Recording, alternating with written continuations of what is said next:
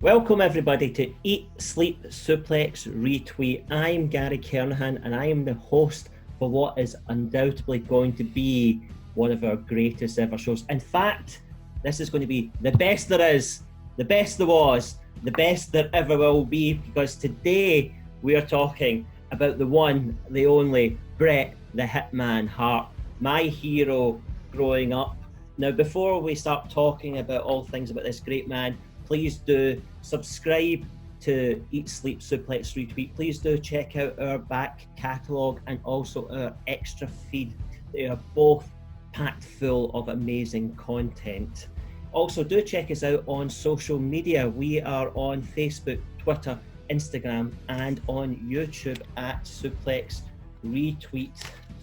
Now, Bret's career is packed full of achievements. He had an in-ring career that ran from 1976 to the year 2000. He is a 5-time WWF champion, a 2-time Intercontinental champion, a 2-time WWF Tag Team champion. He was a United States champion in both WWE and WCW. He's been a WCW champion, a WCW Tag Team champion. He's a 2-time winner of the King of the Ring. He won the Royal Rumble in 1994. He's a 2-time Hall of Famer, named the Excellence of Execution, and we're going to be covering Bret's career all the way up to the famous, infamous Montreal Screwjob. So to talk about this legendary man, we had to put together a legendary panel. Now, First, Bret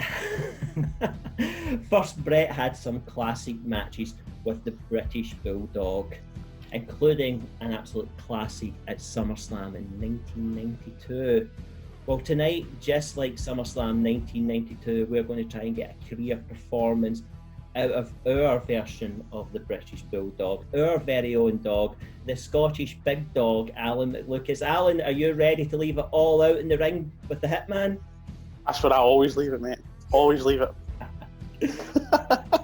The Bret was... Sorry, wait. I need to shake that image of Alan leaving it all in the ring. Right, okay, that's fine. This is why people want video. You'd be so lucky, Sunshine. You'd be so lucky. Now, Bret was also famous for having classic matches with all sorts of people, regardless of their ability. He's credited with having some of the best matches of Diesel, Kevin Nash's career. Well, tonight we're going to try and get a classic performance out of our Big Daddy Cool, the Tulip in the ESSR Garden. Do not trust this man with hotel bookings. It's Kwaku. Right. First of all, come on. We gotta let that go. That hotel was absolutely... Actually, I still can't defend that hotel. I really can't. I just can't. You have to work hard to find a hotel that doesn't even bother with tiles or wallpaper in the bathroom. They just go for lino on the walls. That's the type of establishment that Kwaku frequents. 7 months on, I thought I could defend that hotel, and I just can't. I just can't. Guilty as charged. I'm sorry. Now, our final panelist has sat next to me, which makes this bit a wee bit more awkward. Now, Bret had some classic matches with his brother, or as he referred to him as quite a lot during his career, his no good, rotten brother. Well, I'm joined by my no good, rotten brother. It's Derek Kernahan. Hello, Gary. Our final panelist, the final member of the Hart Foundation for tonight. So guys, we're going to get started with the Hitman all the way back to his first run, or when he first broke in to the WWF roster in 1984. I was coming up for 2 years old at this point. Originally, Bret, when he came on the roster, he didn't come in as Bret the Hitman Hart. He didn't come in as the Hart Foundation. Initially, he was being brought in as Bret the Cowboy Hart. Now, Alan, could you have imagined that all these years later, if he had become the Cowboy, that Bret would have gone on to have had a Hall of Fame career? Not a chance. He'd probably be a stripper grandpa now.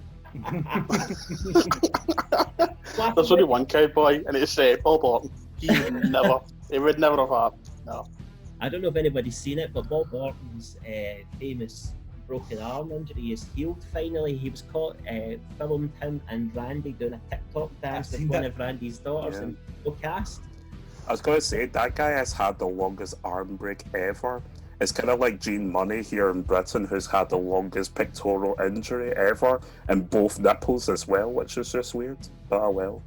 Quacker, when you think of famous cowboys in wrestling, you know, where would Bret rate up there with the likes of Double J, Jeff Jarrett? Just behind Jimmy Wang Yang, in my opinion.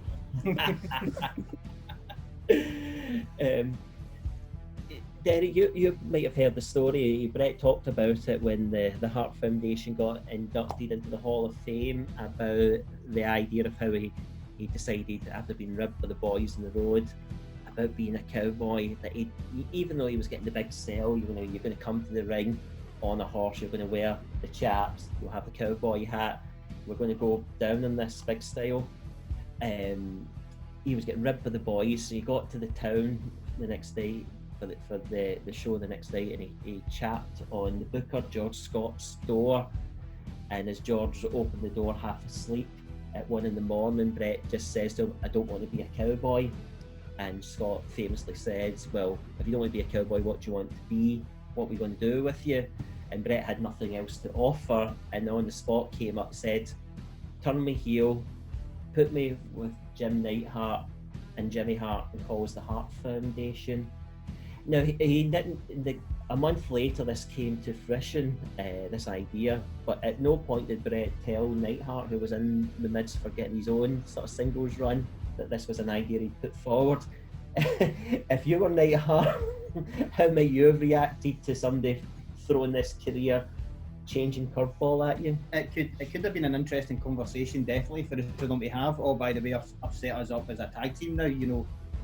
But looking at it, it was an absolute stroke of genius. Also, with, like you said, having Jimmy Hart there with him, who was the ultimate heel manager back in the day as well. It was a match made in heaven. But I think if I was Neidhart, I think I could be a wee bit aggrieved with Bret for doing that to me. Well, thankfully, Neidhart was okay with the idea, and they did go with this one. And he started here. What are your just to stick with you in this one, what are your thoughts of Bret Hart as a young heel? I've watched, obviously, you watched all the matches like WrestleMania 3 when they were heels coming in as well. I think Bret's just brilliant at doing either as well, but when he was younger, you know, obviously he was a bit more raw, should we say, than what he was obviously when he got better. But Bret is a heel, he still knows how to talk and, you know, do the talking, which is vitally important when you're doing it. But it was good, and also they put them with some good tag teams as well, which are going to talk about as well, I imagine. Against them, sorry. My question to you two is, which one of you two are going to go to your bosses and say, "I no longer want to be a cowboy, I want to team up with my brother and form the Kernahan Foundation"? None of us. Yeah. Is it the latter part that's the problem? Yeah, that's not going to happen. Well, it's either you two or Stevie, so pick. Oh, definitely not him. Well, one of the reasons that Scott gave the Hart, like when he chapped on the door, Alan, at 1 a.m, and Alan, you remind me of a man that's probably chapped in lots of hotel rooms at 1 a.m. But unlike you, Bret was told that he couldn't be a heel. He was looked too much like a baby face. That sort of, he was a young guy at the time, quite fresh faced. How, and we're going back, some time now. How easy or difficult is it, for a young guy to get especially a young, good looking, he wasn't the most confident of people back then as well, to actually get into the groove as a heel? I just think it'd be easier than most people think. Well, but it's also difficult, there's a challenge to it, but I think it's easier to be a heel wrestler than a face, especially when you're young. I mean, like, you look at The Rock, for example, perfect analogy. He was a brilliant heel in the nation, and obviously became a corporate champion. He was still really young. So with that in age, the fact that he was quite young, he's got the time to make the mistake. If it's not going to work, he's young enough, and he's young and naive, so they can fix it. So I don't think it was a bigger risk as many people probably would think. And as you say, obviously, he had the natural charisma for it. And even later years, when he had the jacket and the glasses, he was on that borderline, he was in that grey area where you could look and go, that's a face or that's a heel. And he just carried that perfectly throughout his whole career, I thought. You mentioned Bret Hart and his look, and a signature part of his look was the sunglasses. And an interesting story about his sunglasses, when he did put his sunglasses on the young fans, that as he always did, or occasionally gave them to his mum. But Bret used to sign and date all those glasses when he put on them, so they became an even better momentum for whoever got them. But one of the reasons he started wearing sunglasses was when he was in the ring, when he was cutting promos, he was nervous, and he thought that that was a way of sort of putting a barrier up between him and the audience and help with it. Quacker, you are establishing yourself as one of Scotland's finest ring announcers just now, and you know the importance of projecting your voice, the cadence, and getting the atmosphere right, and adding to the moment. Talk us through what's that like when you get in the ring for the first time, and what would it be like for a young man like Bret Hart for doing these things for the first time, especially with the footsteps that he was following, and he had quite a legacy to live up to. So a young heel having to cut these promos, which probably wouldn't, when he was in Calgary, he was one of the heroes, so he's doing something entirely different now in WWF. Like when I first stepped into the ring to do ring announcing, I was just like, I was just so nervous. I mean, I still get nervous every time I step into a ring because, I care so much about it. I also want to make sure that I'm doing right by the wrestlers I'm introducing, because at the end of the day, it's not about me, what I'm doing. It's about what I'm doing to it could be the tone I give to certain wrestlers. I always change up the tone. I introduce certain people to suit their character. Sometimes I even match their pacing of when they deliver promos. For example, Alexander Darwin McAllen, he has a very defined way of doing a promo, so I kind of try and match his tempo.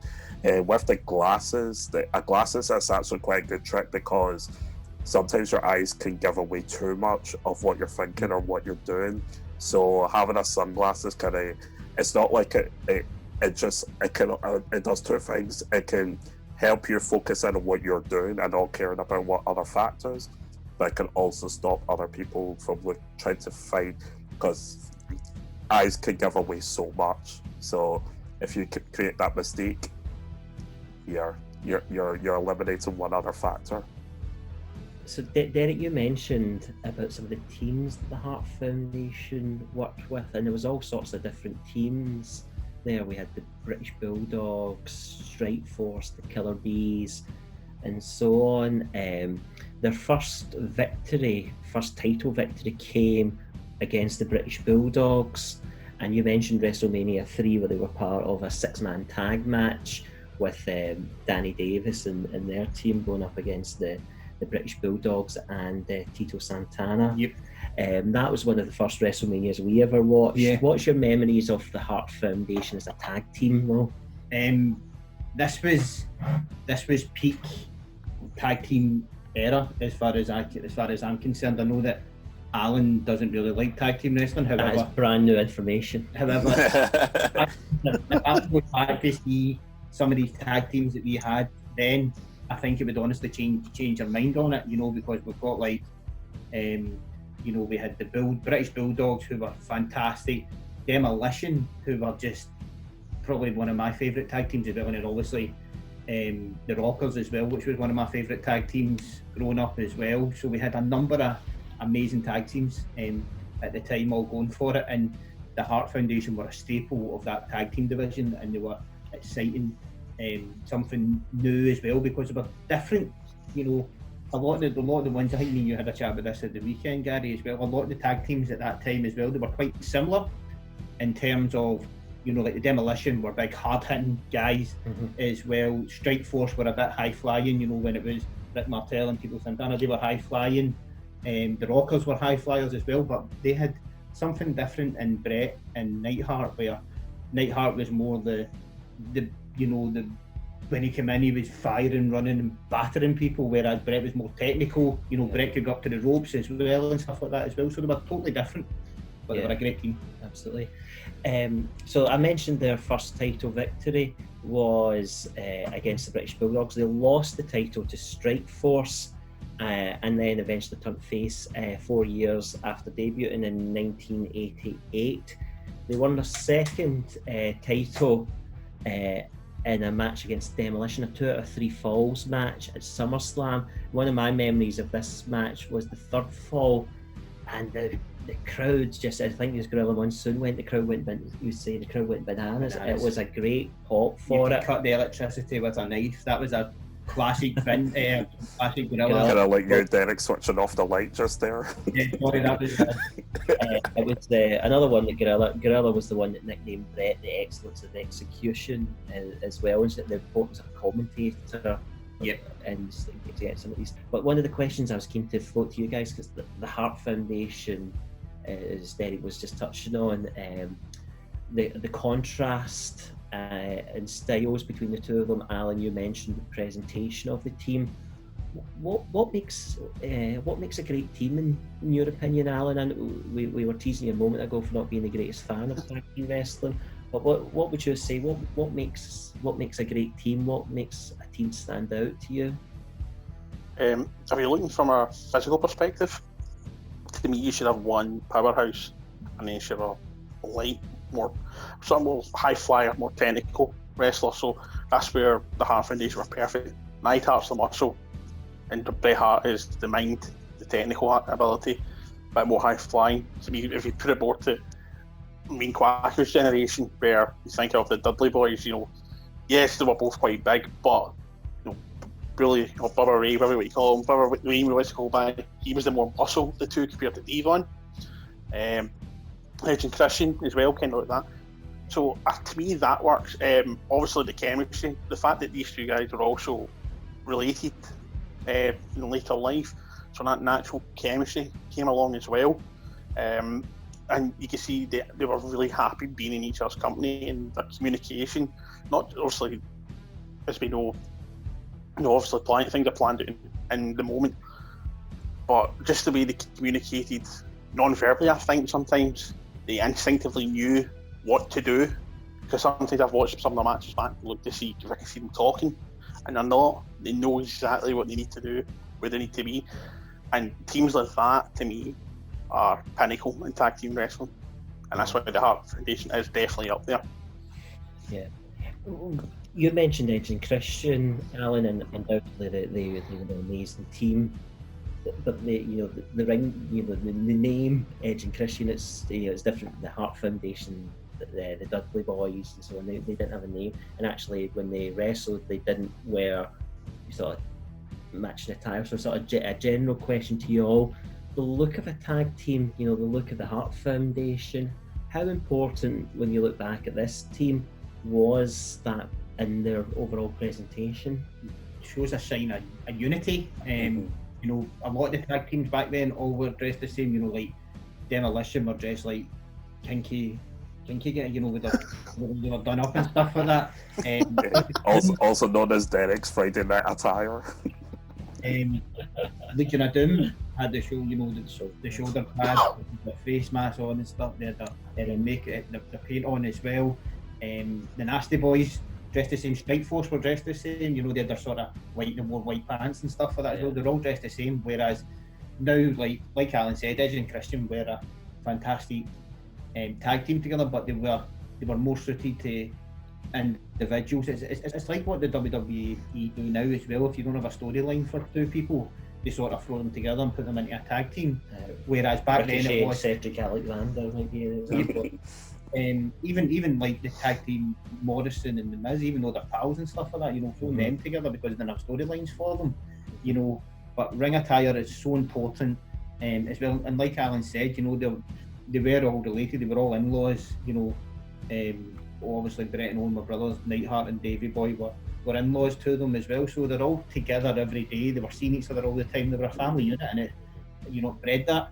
I think for all the reasons that you guys have touched on, that's why I think the Hart Foundation are really deserving as a tag team of their place in the Hall of Fame. Now, the Hart Foundation, after WrestleMania 7, they never split up, but there was a decision for them to go and pursue different options.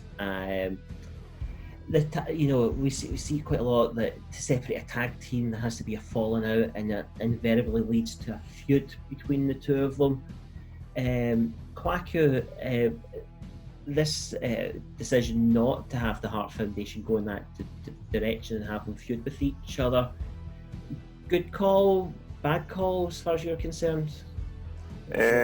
Well, when you look on hindsight and you look at the legacy that it created, it's a good call.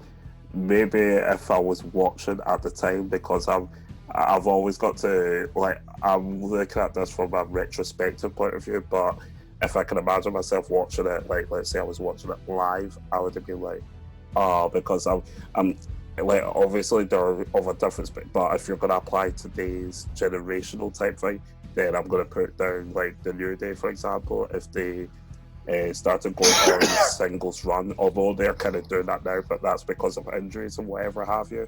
But if they were to have that kind of single run now, then I would imagine that a lot of people would be quite upset, and also unless what we now know in the future, they get opportunities, they get belts, and they're not just like suddenly become WWE main event wrestlers, if you know what I mean. Yeah, absolutely. Alan, do you feel cheated looking back to think you never got that big match between Bret Hart and the Anvil? Or no. I feel much the same. Yeah, I mean, like, if you had to think about it in the last couple of years, with them going their separate ways but not actually splitting, it's kind of technically happened. Wasn't quite mentioned with the New Day, but you can also think of Sheamus and Cesaro. Although Sheamus was out injured for a while, we thought we're going to get the rivalry, and they've had matches where they've been in opposition, and there's been the wee, fist bump, nod, still the respect there, and it's never happened. So I don't necessarily think it has to have it, and I'm glad they didn't have it, to be honest. So Bret goes from dropping the tag titles to the Nasty Boys, and they were actually cheated out of that title because they got hit in the back of the head with the helmet. So they dropped the titles. It was set up for a rematch. They decided not to go down that avenue. We went off and we find ourselves at SummerSlam a few months later with Bret in what I would say is arguably his biggest match of his career, going for the Intercontinental Championship against Mr. Perfect. It's in Madison Square Garden, Derek. This was a time where I think it's fair to say the Intercontinental title meant more than what it potentially means now. How would you describe how important was the Intercontinental title back in 1991? The Intercontinental, I spoke of this when we done the wrestling eras, when I sort of picked the WWF style. The Intercontinental title was a perfect platform for someone to go from having the Intercontinental for a push up, have the Intercontinental for a while, and then move on to challenging for the heavyweight title. It was vitally important, whereas now I feel like it gets past a lot of the significance of it sort of died away a lot, and then it sort of pulled back a wee bit, and then it sort of, I think it's fell away again. But it was a massive deal, and that match as well was just what a match. Alan, if memory serves me right, was it yourself that hosted our show on the greatest wrestlers never to be world champion? Yeah. Yeah. Yep. And for me, Mr. Perfect would be in the running for that debate as well. Quite an unfortunately ironic name, isn't it? I mean, if you're wanting to make a star out of somebody, you can't really do much wrong by putting them in the ring and putting them over Mr. Perfect. Yeah. Yeah. Guys, sort of over a general question is sort of thoughts and memories of this match, this SummerSlam. this is one of my favourite matches ever. It had everything that I wanted at the time. Mr. Perfect was a fantastic heel. You know, he was a champ, he was swagger, and he could pull off any match. He could make anybody look but not that he needed to with Bret, obviously, but he could make anybody look amazing. He was just a fantastic wrestler. And then having him against Bret, who was sort of coming up now, he's had his tag team sort of run, he's making a name for himself as a solo wrestler, and it was just, I had everything that I needed out of the match, and it was such a good match as well. There's some comparisons, modern day comparisons to Dolph Ziggler, and you know, both technically very sound wrestlers. I think inevitably because they both have that sort of curly blonde hair. Yeah, I was gonna say, yeah. One of Dolph's strengths is his ability to sell, and I was interested in asking you guys, you know, Alan, the ability to sell and get, you know, a move over. You know, many people argue it's a lost art. What's your sort of take on that? Oh, it is a lost art. I mean, it's the entertainment factor. You know, the selling. You know, it makes you actually go, oh, like, you know, you actually start to feel it. You feel the emotion, the pain of the person you're watching. And it's so rare to see now. I mean, you talk about Dolph Ziggler, I think the only other person that's kind of probably out in WWE that kind of still is up at that level is like AJ Styles. It's so rare, but I do think, like you're talking about selling, Mr. Perfect is perfect at it. There's nobody better at it, in my opinion, ever. He's the pinnacle, and if anyone wants to learn how to sell, that's who you go and watch. Yeah. For me, this is although it's Bret's third title in the WWE, I would say this was his second crowning moment. I think first one I would argue was that match at SummerSlam the previous year when they won the tag title over Demolition, and a year later we're getting this huge pop in Madison Square Garden with Bret becoming Intercontinental Champion and going over a big star in this perfect. And then this is an era again that you didn't get big stars going against one another that often.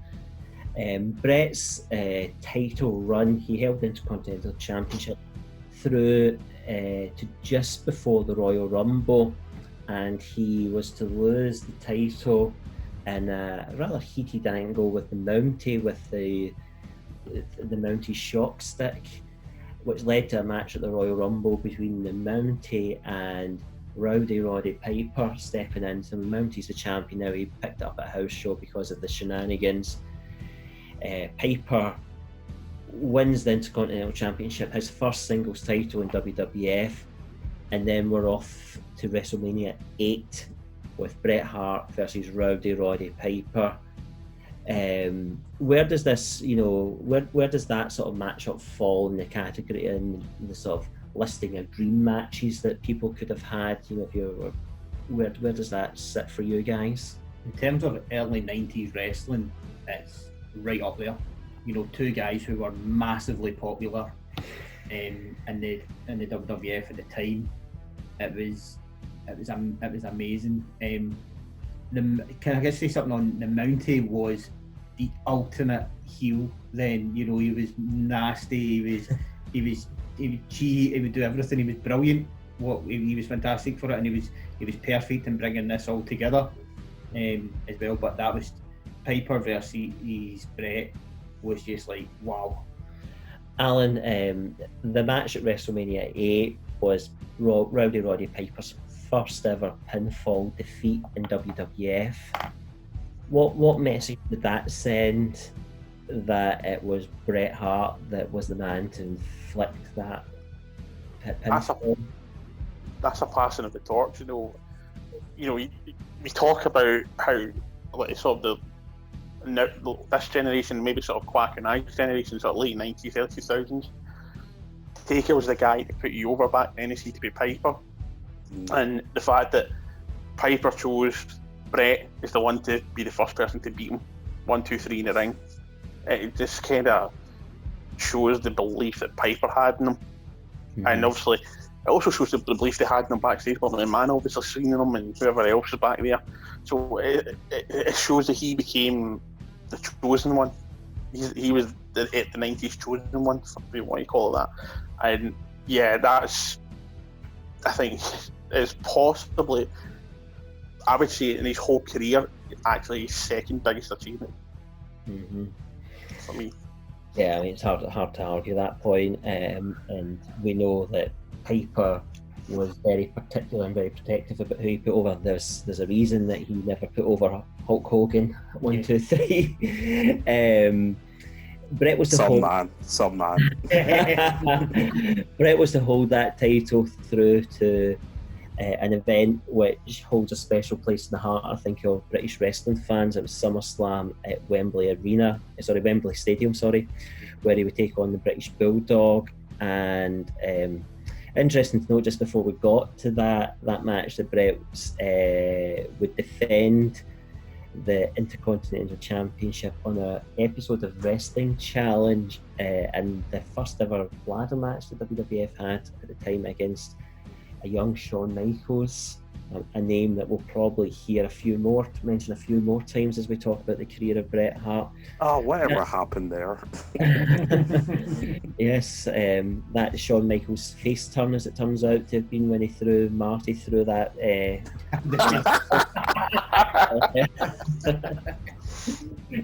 What a bizarre week it's been. Right, how would you summarize them for, Quacko and Alan? We were joking earlier on, we went to Takeover Blackpool, which was the third ever Takeover event in the UK, so we got a chance to experience what was a big event in the history of British wrestling.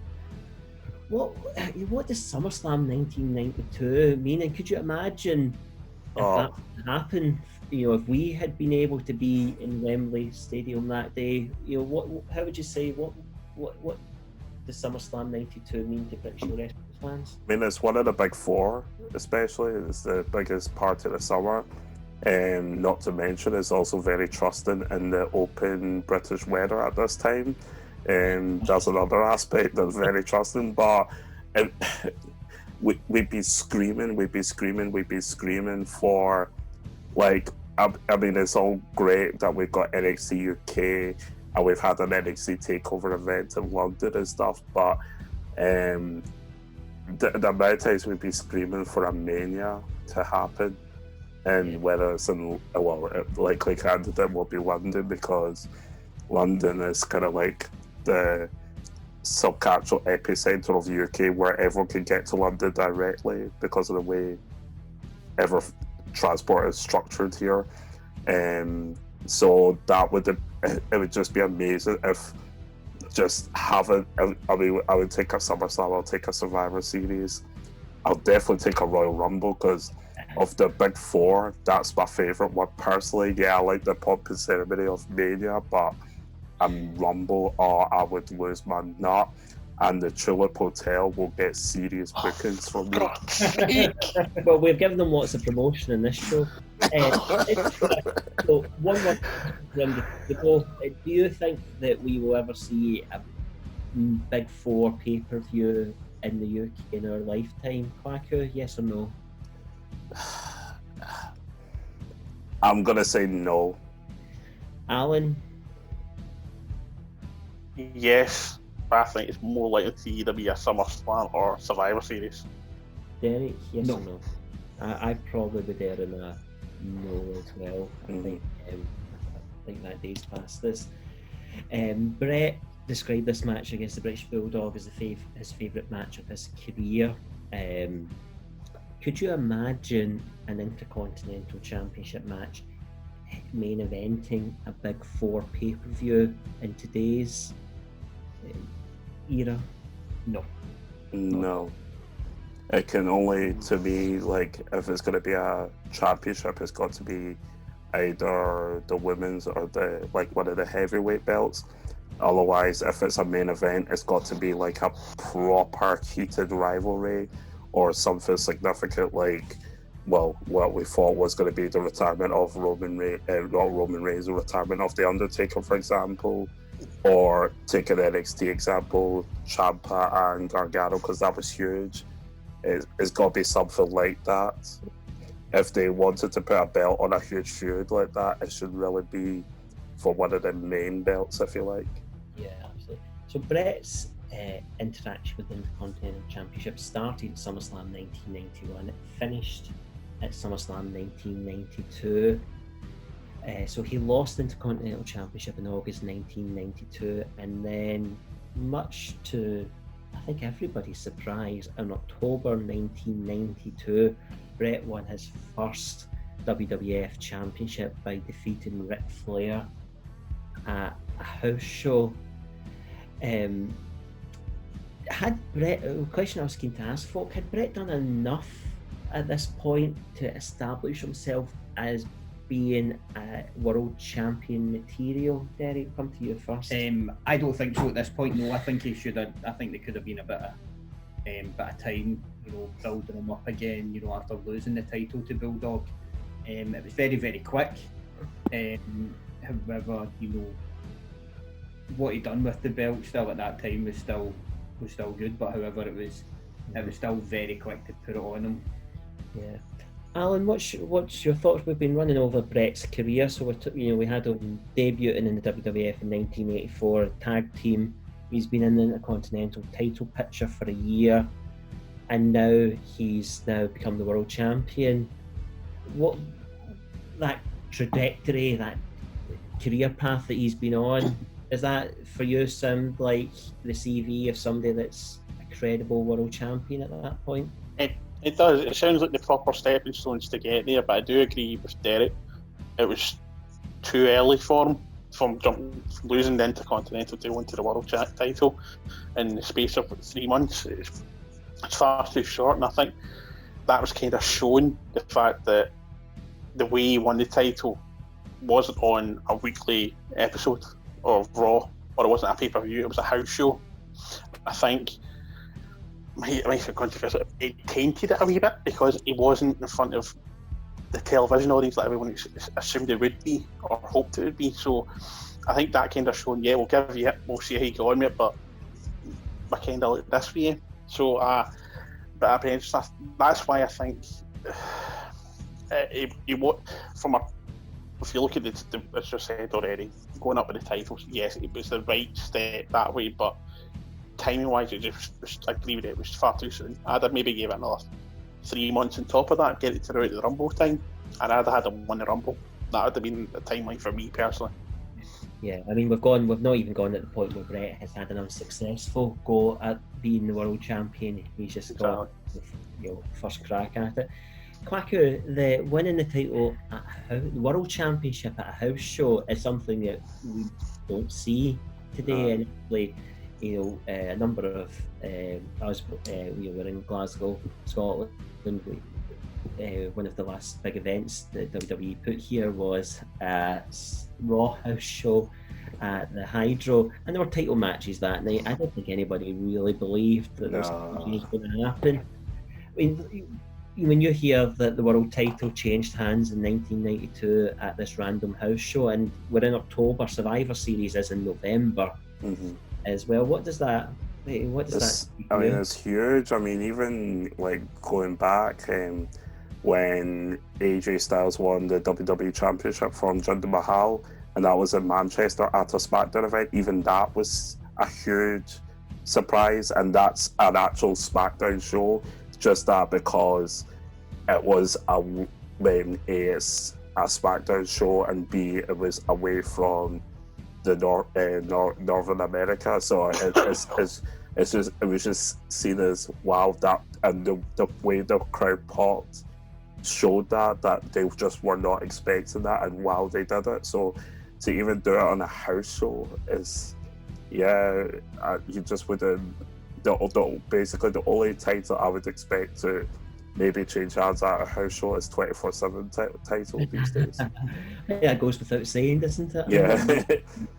More important, more significant is then they only had the four pay-per-views. 4 pay-per-views. It's not like you get one every week now that they do these days. It was 4 main pay-per-views a year, and that was pretty much it. Yeah, so that title run that started in October lasted about 5 months, lasted up to WrestleMania 9 at Caesar's Palace, and it included title defences at Saturday night's main event against Papa Shango. Oh man. The Survivor Series against Shawn Michaels is him again, and at the Royal Rumble against Razor Ramon, I think was undefeated at that time.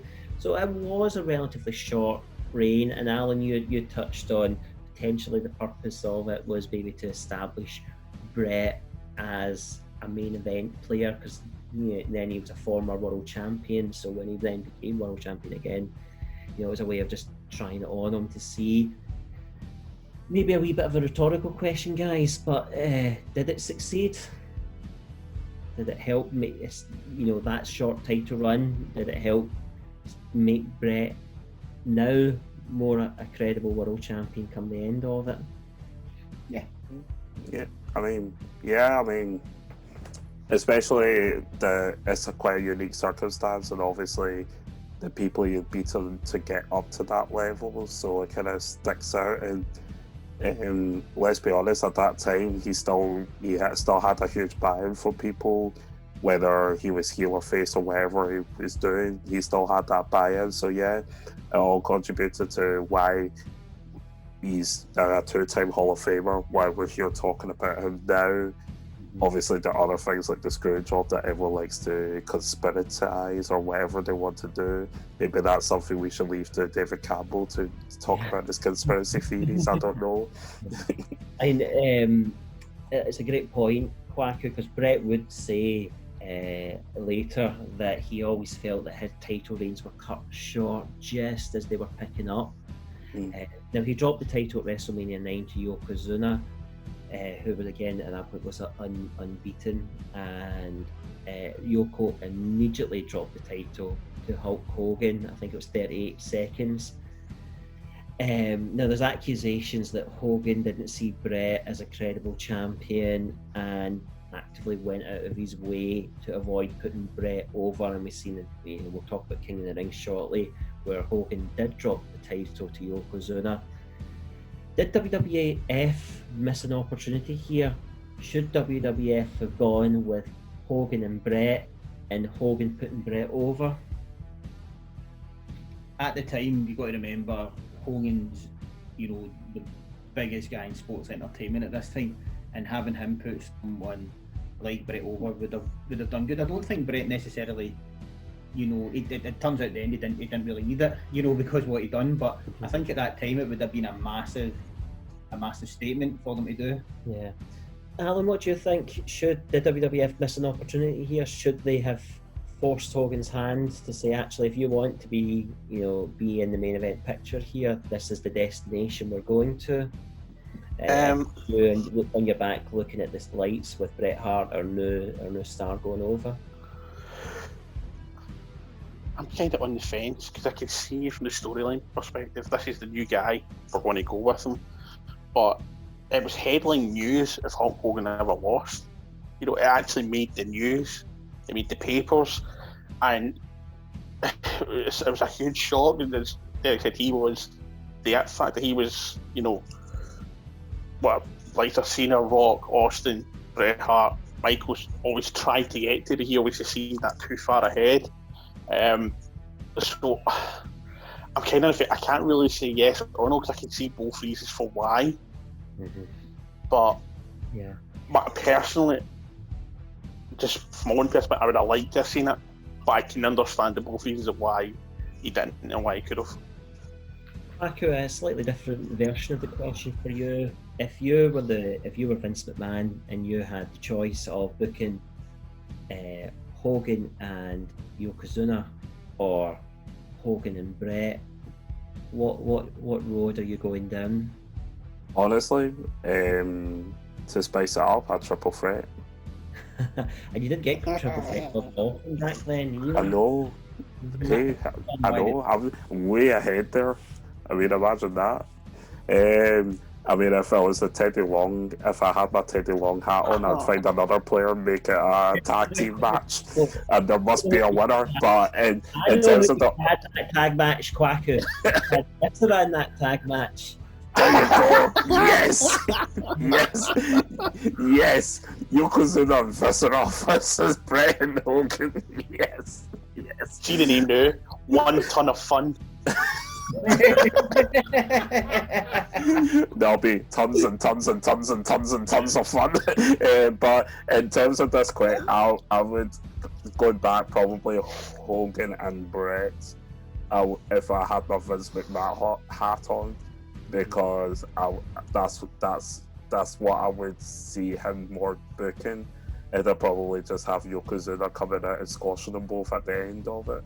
Yeah, I can see why he went with the Yokozuna Hogan angle though, because it was like almost a remake of Andre Hogan at 3. You know, the big guy, the huge guy. Yeah, I suppose. America's America's superstar Hulk Hogan. You know. Yeah.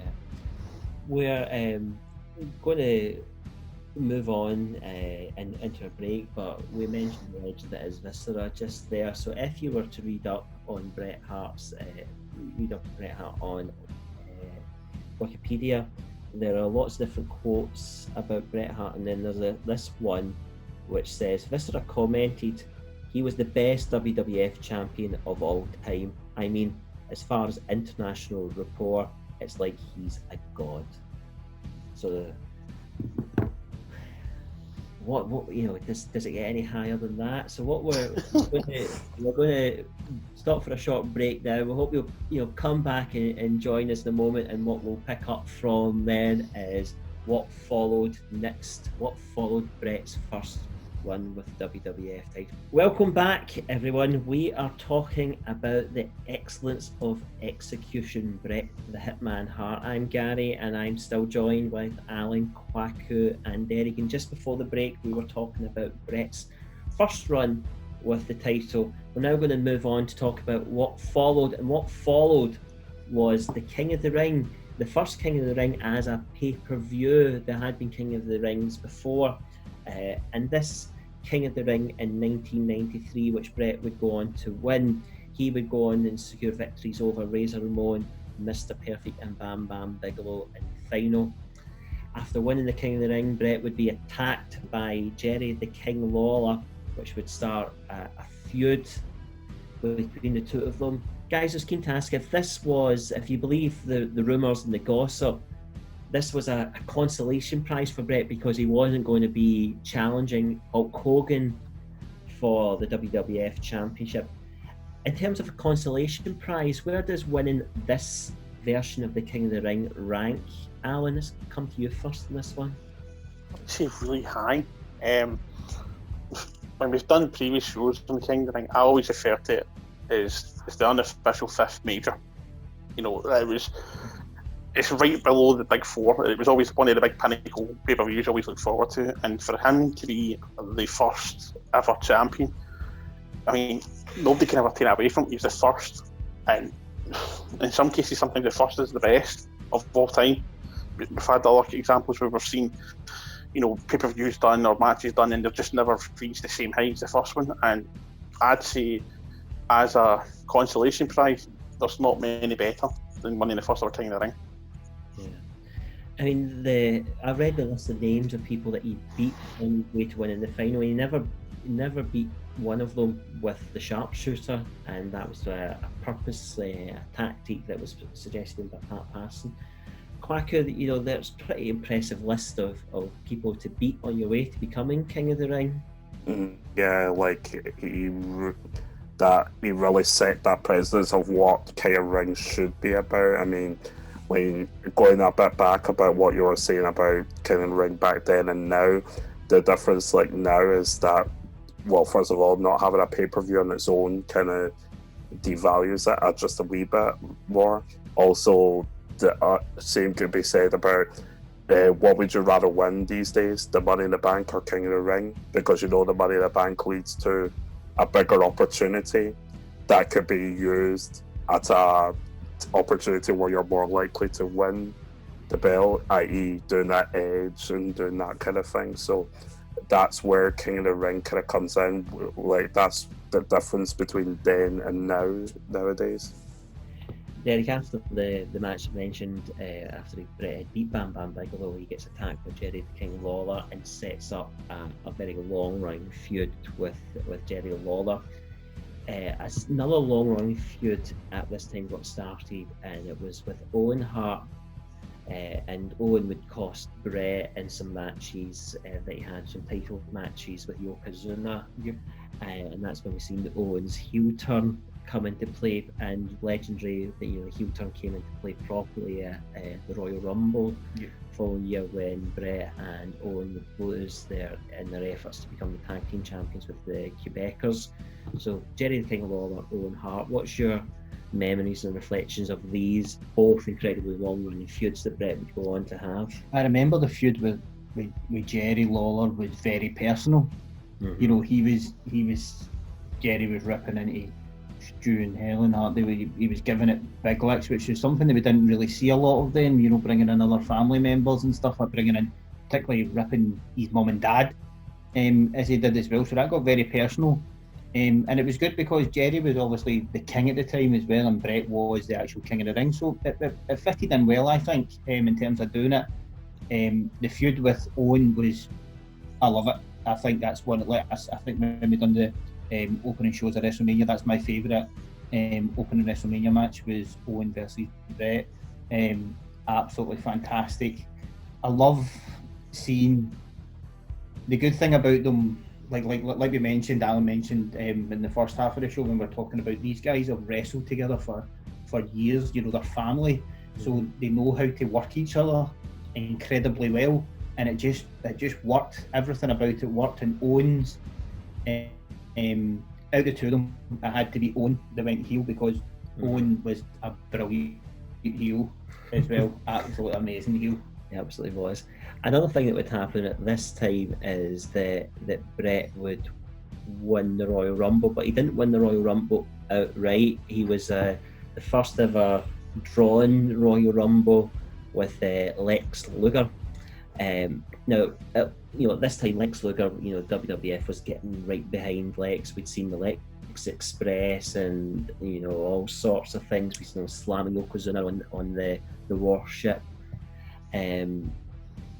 So, but by this point, it started to look like WWF was starting to hedge its bets with Lex Luger, not quite convinced it was working. And this was one of the points Bret would make later on, is that when their shiny new toy didn't work, they came back to him. Yeah.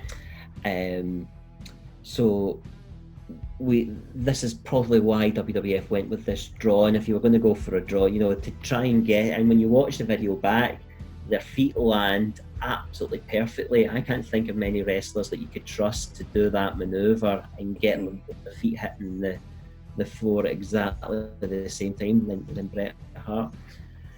But my question to you guys was going to be, was this the right choice to make, going with the draw, or should WWF at that point have been brave enough to say, you know what, this Lex Luger thing's not working, we're going to go with Bret from Mania 10?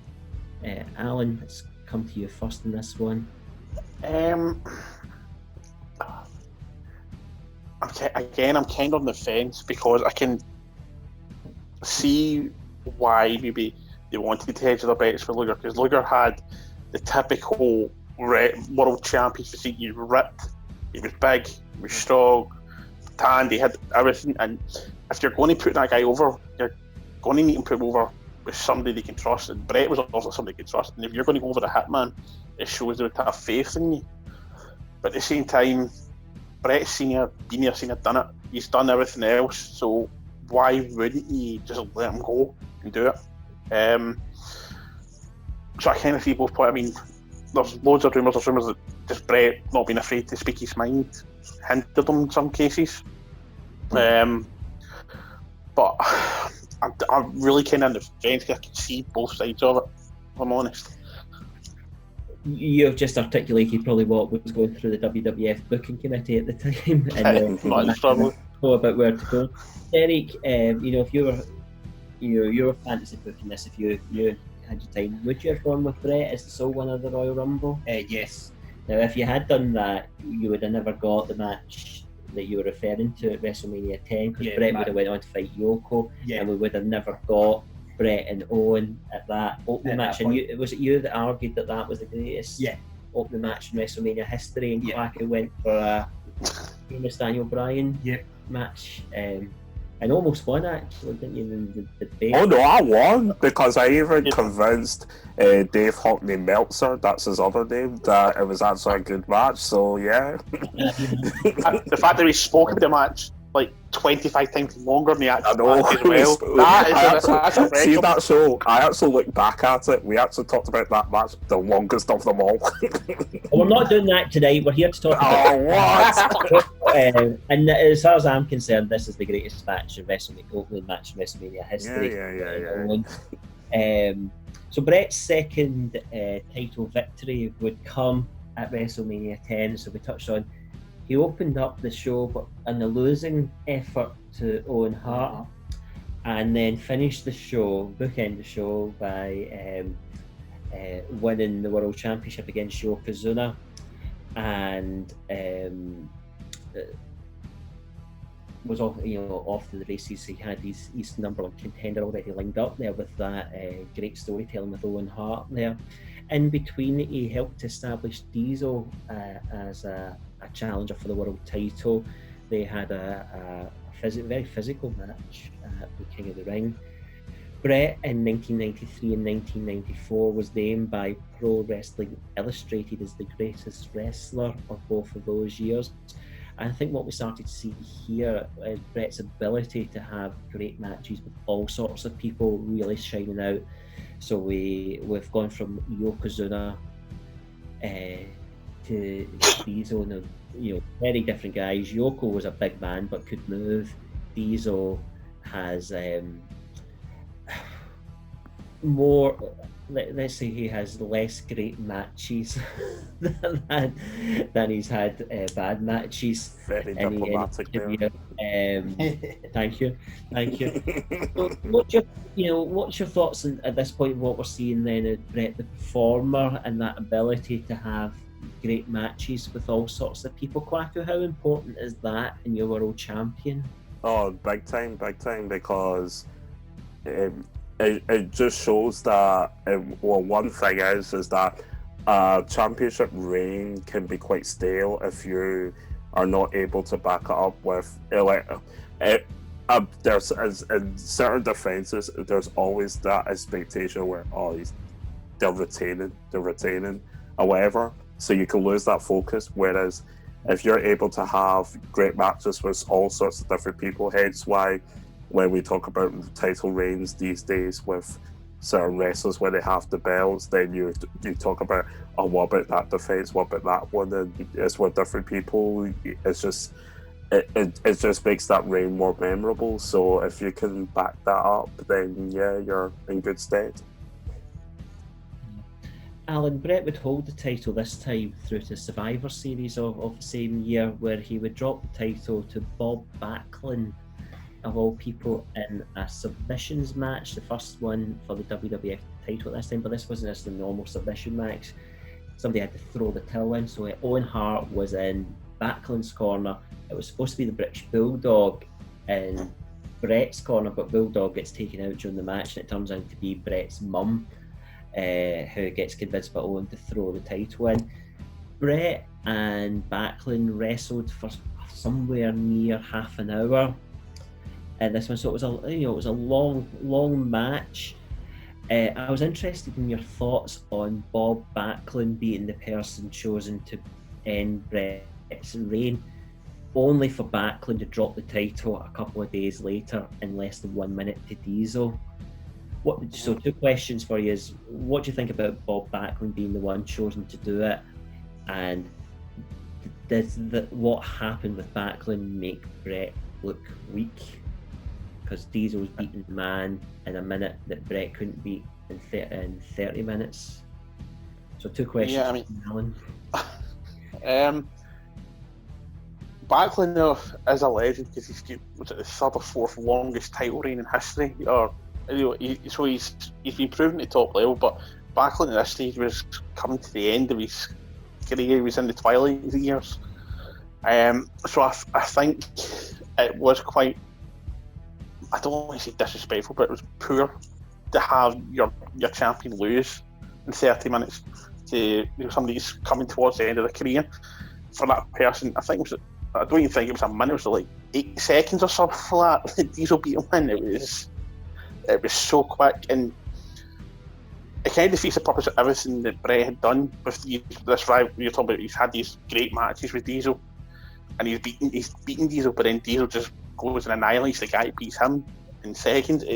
It's not the best booking. It's not the best taste, in my opinion, and I feel I can understand why you'd have a bit of taste in his mouth over it.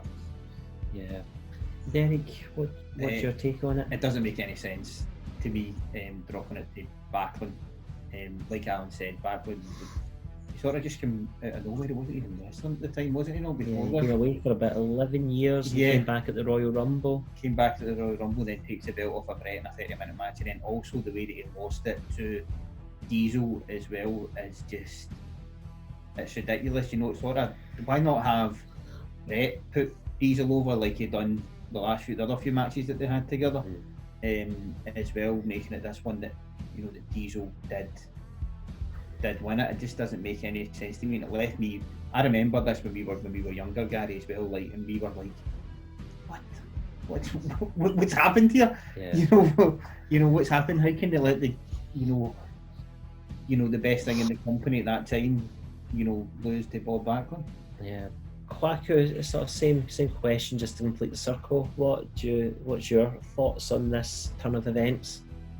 Well, unfortunately, I'm not too clued up on it, so I've been bouncing on what you guys have been saying.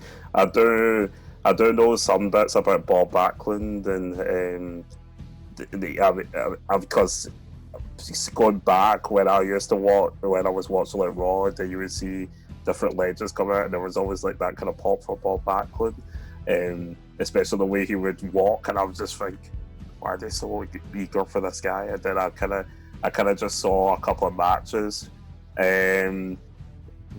I can see where everyone's coming from on this. Maybe it's because, like, if you look at the physiques of the two of them in their peaks, it was very, very, very different. And at that time, let's be honest and let's be real, having that kind of bigger gap, it just had that more dominance about it. So it was a bit, looking back, it's a bit of a bizarre situation there. Yeah, we would have to wait a year now for Bret to actually get his third world title again at Survivor Series. So a year after losing it, he beats Diesel to become the WWF champion, and sets up a huge turn Diesel in the process. But in between, Bret was kept busy. He got a win back against Bob Backlund at WrestleMania 11, which Bret incidentally says was one of his worst pay-per-view matches of his career. And then he went on to face all sorts of characters in between. We had Isaac Yankum, Hakushi, Jerry Lawler, and John Pierre Lafitte, and that legendary feud with the Pirate was set up because he stole Bret's leather jacket.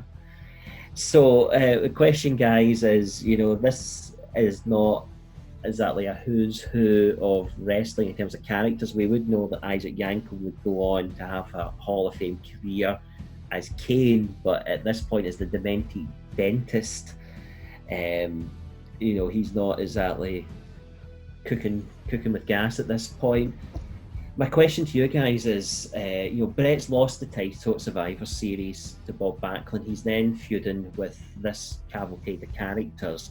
How effective is, and with the benefit of hindsight, how effective is that at keeping Bret in the spotlight? Because this is a series, these aren't even upper mid-card feuds, these are lower mid-card feuds.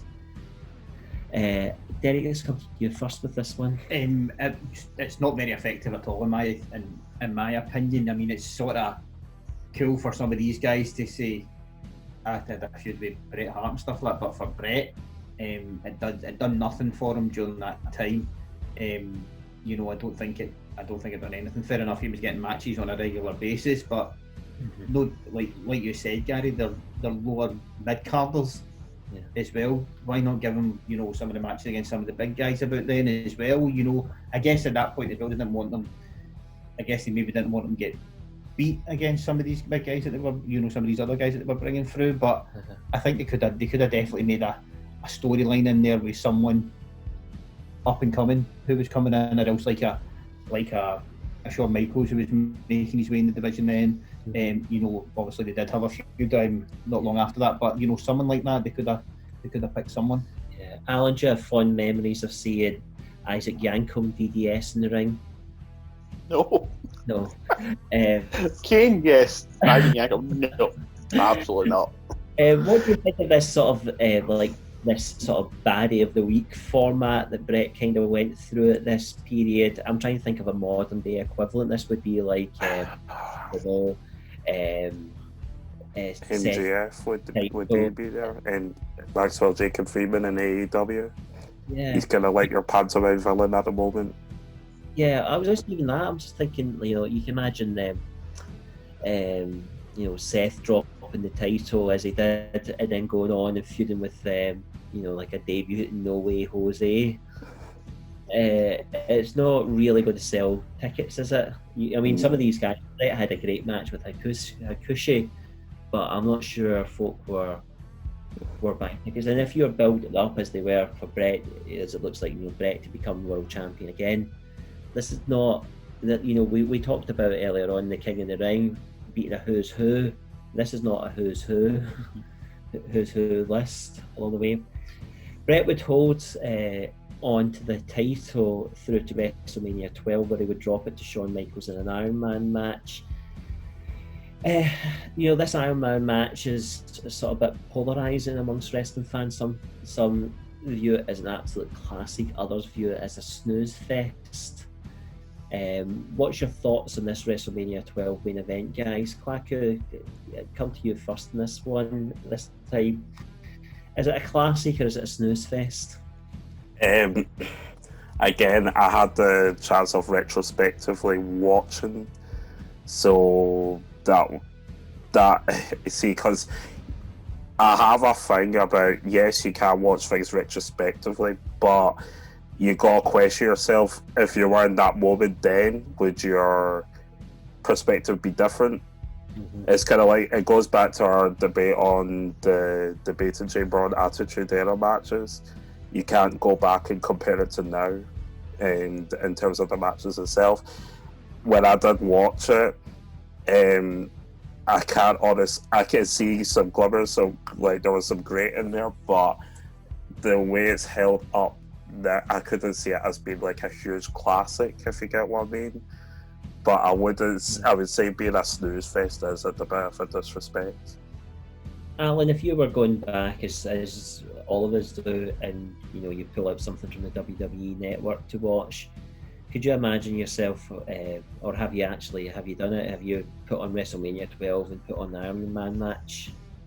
I have watched it, but if you're going to talk about him and Michaels, it's going to be the Montreal Screwjob for me. That's the one I'm always going to think about, or even going back earlier, maybe the ladder match when it's more raw between the two of them.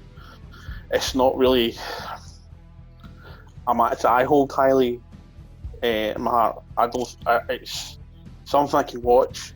It's also something I can put on the background and go and do the dishes or something. Yeah. And just kind of hear in the background. I'm kind of like that with it. I think you know, these guys, there's no doubt that they worked their ass off that night. But for me, you know, an Iron Man match is flawed, especially a 60-minute one. Is actually, there's not a lot going to happen. The main thing is what happens right at the end. And one of my favourite Iron Man matches is the one that came a few years later between The Rock and Triple H, where we had, was it 5-4 or something like that? It was much more action to it than this one. Bret would take some time off after this WrestleMania and would return at Survivor Series, although he still did some of the international shows in between because he was so popular. But as we got close to the Survivor Series this year, he started getting called out by Stone Cold Steve Austin, and he would have a return match his return match would be against Stone Cold Steve Austin at the Survivor Series, which started one of the legendary feuds, a feud which, you know, Bret would score victory that night. We would then have the Royal Rumble in San Antonio, where Bret should have won, but Austin was eliminated. Nobody's seen Austin. He then stuck back in the ring and eliminated Bret. and others, and Austin would be declared the winner of the Royal Rumble. And at that point, was a seed was planted for a match at WrestleMania 13, which led to the heel turn. So my question, guys, is how important were these two men to one another in this period that we're about to see? How important Derek Stone Cold Steve Austin, Bret Hart? It's one of the things that you think about when you think of Bret Hart. But for me, I think about like individual matches. I think about the Mr. Perfect match. I think about the Bulldog match, and one of the matches I think about is this as well, because it's so important, because it leads the way for, like you said, the double heel turn that happened, which was one thing that totally blew everybody's minds at that point. They were maybe thinking, right, one of them might turn, but not the two of them. As well, it was amazing. And if you Austin's the podcast he does, the Smoking Guns one, he done it with the one he done with Bret was just amazing. Really good insight into the two of them and how they worked before it, and how they were desperate to work with each other during that time as well, and it just fitted in perfectly. Alan, what's your memories of that match at WrestleMania 13, the Bret Austin match? A lot of blood. A lot of blood. A lot of blood. It was the first time I remember really seeing blood in wrestling. It was a brilliant match. Obviously, Shamrock made his, I think it was his WWF debut as a special guest referee. And just for your topic, obviously, rivals, like, to anyone, Austin would be the pinnacle, the top rivalry that anyone ever had in a career. And this is obviously, to me, his second best. Obviously, takes something like Shawn Michaels to Pippet.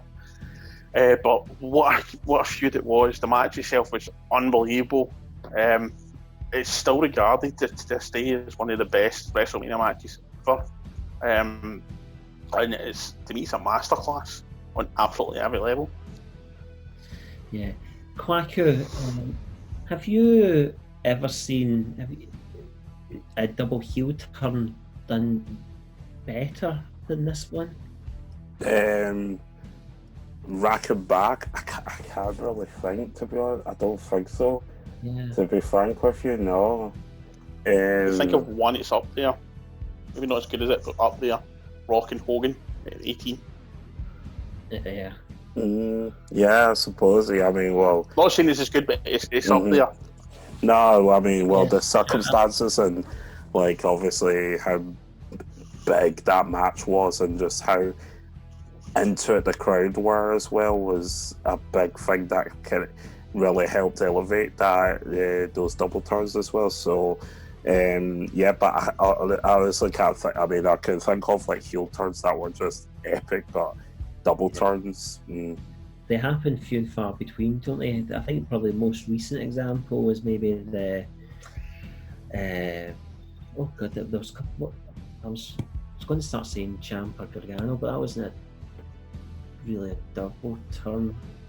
There was one point along the way that started to go, but it never went full pelt. So I'll maybe leave that thought there. After Bret's heel turn, actually the seeds were planted for that heel turn really following his return. After his heel turn, we seen the Hart Foundation, the stable, come together with Owen, Bulldog, Anvil and Brian Pillman, and they would then feud with Austin for a period of 1997, a feud that was voted as feud of the year at that point. But Bret was, despite being a heel in the United States, he was a face pretty much everywhere else. I was keen to ask you, sort of reflections the folk have of Bret as a heel in 1997, and Bret's 1997 could be a topic all on its own, so we are going to cover it very shortly here. But reflections. Actually, let's take first reflections on the Hart Foundation as a stable.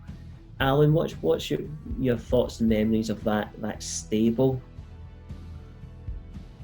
Utter class, pure utter class. There's no real weak link.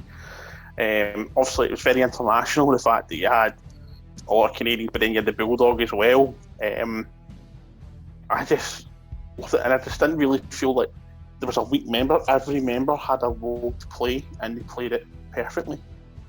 Yeah.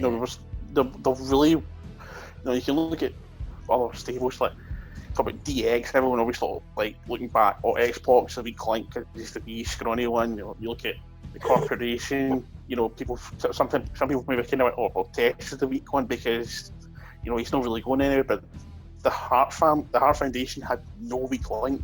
They were solid from top to bottom, and they played an amazing role, each and every one of them. Yeah. I've just thought of your double turn when Vince McMahon was taking on Bret Hart for Bret getting his revenge, and they had a lumberjack match, and it was surrounded by the Hart family, and Vince had paid the Hart family to side with him, but then they turned back and formed with Bret. There's your double turn. That's an unfortunate abomination, that whole match. Oh, yes. I was hoping you wouldn't go on to that, but oh well then.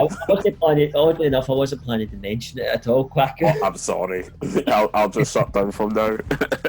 But Alan did mention the international flavour of the stable, and there was a pay-per-view at this point, In Your House Canadian Stampede, which was headlined by a 5-on-5 tag match. So we had the Hart Foundation versus the team. It's a class team. Stone Cold Steve Austin, Ken Shamrock, Goldust, and the Legion of Doom. Normally, they would be incredibly popular, but my God, they were booed out of the building at Canadian Stampede. Derek, what's your thoughts and your memories of this one, and particularly the atmosphere at the Canadian Stampede? When they came out, you know, when Bret and that came out, it was a miraculous. You know, they were like, it was like gods coming Heroes, down. They were heroes. You know, they were like, yeah.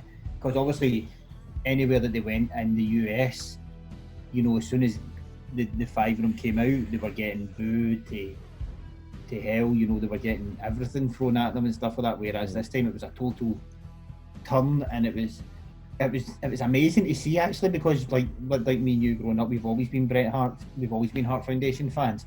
So it was like, these guys, these Canadian guys are all right, man. They get it, you know. They get they get what we, you know, we get what they've got, and it was just the atmosphere that night as well. It was proper intense as well. I remember during that, as well. You know, who we get to win, and then if it was pretty much a case of if Austin and that won, it was a riot. My God, they would have had to run for their lives that night. I mean, Bret's heel stuff work at this time. You know, we said at the start of the show about one of the reasons Bret used to wear the sunglasses is because he wasn't confident giving promos. Well, he was cutting some really great promos at this time in quite intense audiences. I remember the time when he talked about the shape of America. If you ever noticed, it looks like a toilet, and folk going crazy at it, and so on. So you know, he was having a lot of. That sucks. You know, those classic heel tactics along the way. So Bret would pick up his title victory number 5 at SummerSlam in 1997 with a victory over The Undertaker after Shawn Michaels hit The Undertaker in the chair. Title number 4 came just after the Royal Rumble we were talking about at the Fatal 4-Way pay-per-view, but he would only hold the title for one night that time, as he would drop the title to Sid the next night to set off Bret and Austin and Sid the Undertaker for WrestleMania. After winning the title number 5 leading up to Montreal Survivor Series, Bret, despite being the champion, found himself in naturally the semi-main event slot. He was feuding with the Patriot whilst the Undertaker and Shawn were working on top. They had the great match at Ground Zero, and then we had the first Hell in a Cell match. And this period was very much, we were on the way to Montreal, and that is where we're going to stop talking about Bret's career. Now, so much of Bret's, Bret has achieved so much. We've spent, we've touched on the surface of a lot of his achievements this time. I would say that Bret's achievements, he's achieved so much, I don't think he deserves to be overshadowed by Montreal, or for Montreal to be the first thing that people think of when they think of Bret the Hitman Hart. So what I did want to do is take a moment to ask the panelists, to pull out what you would say Bret's career highlight or career legacy is, minus Montreal. So we'll go around the table, and actually a couple of you have been touching on this already when you talked about his great matches and his great moments. But Derek, let's start with you on this one. What's the highlight from Bret's career that you would pull out if you can leave Montreal to the side? I think me and you are sort of similar, but we don't think about Montreal in terms of Bret, the way he is, because we have obviously watched him since we were very, very young, and he's been a massive part of our wrestling. What we look for in terms of wrestling. But my thing with Bret is most of my favourite matches, Bret's in them, particularly the Mr. Perfect match. That's one of my favourite matches ever.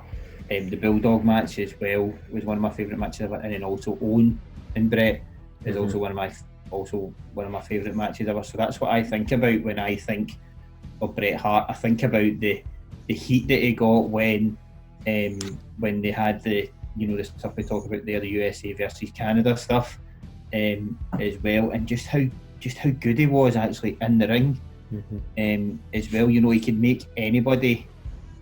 He could make anybody look. He could pretty much, make anybody look good. And it was going from the days of what we were used to, was all these guys like Hogan, all these big physical guys who were, massive, muscle after muscle after muscle. And Bret was something different, as well. He was just, he was brilliant. And like you said, I think he's the best there is, the best there was, the best there ever will be, in my opinion. Alan, let's come to you next. What's the highlight that you would pull out, or the highlight that you would pull out for Bret's career as far as you're concerned? Well, just regards to Montreal screwed up, I don't think of Bret when I think of that. I think of Shawn, because it's kind of a tainted title to him, and obviously we all know the fallout and the story of it. But when it comes to Bret, I just think of WrestleMania 13 and SummerSlam at Wembley. The other two that stand out, because that just showed him top of his game and selling to the crowd. It just had, those matches just had absolutely everything. And so that's what I think of when I think of Bret Hart, those matches, especially growing up when I was a Rock fan over Austin, so just seeing Austin in blood poured down his face, passing him, like, get him.